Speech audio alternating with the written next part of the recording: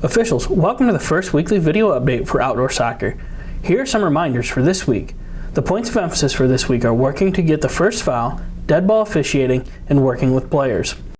All too often I hear from players, your officials missed me getting fouled. As officials, we need to work to get the first foul, seeing the play start, develop, finish, and then deciding if contact warrants a whistle.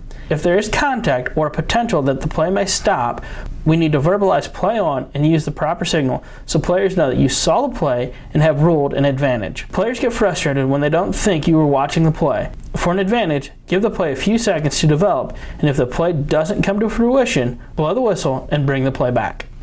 Dead ball officiating is crucial to making the game run as smooth as possible. Remember, I told you that you are not paid to chase the ball, so let the players get the ball when it goes out of bounds and pay attention to the players on the field. If you need to talk to players, do it in the proper time and place. After a goal, during a prolonged dead ball period, if the ball goes way out of bounds, do this quickly. This should help bring players' frustrations down, but if it doesn't, don't keep trying to talk to them. If their actions warrant a card, give them the card. Remember, when a goal is scored, keep paying attention to the player's celebration and hope the opposing team doesn't react. Along with dead ball officiating is working with players. When players get elevated, we want to stay level-headed and calm. Use a quiet word or public warning when you can. If they fail to keep their cool, use your cards. Start with a yellow card and escalate to a red, only as a last resort.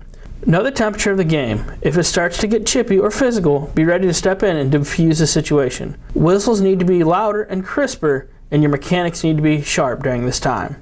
Make sure you are fair and consistent during this process. The first play is a typical push play. In this case, we get the call and the players are friendly about it. If the temperature of this game is rising, you may need to step in with a crisp whistle and have to talk to players to keep them away from each other. This play has to be called every time. The second play is a play where the keeper gets beat. We need to make sure we're watching the players after the goal has been scored. Keeper is clearly frustrated with the play, and blue only adds to his frustration with the celebration. Make sure you give the blue player a yellow card in this case. The final play is two players sliding into each other making contact and a poor reaction by the green player. In this case, you would give both players a red card for a slide with contact. If green 3 still has this reaction, you would give him a yellow card. This is a play we need to see and get immediately. There is no advantage on this play. Either official can rule on this play and give out the cards. Thanks for watching this week's video update and have a great shift.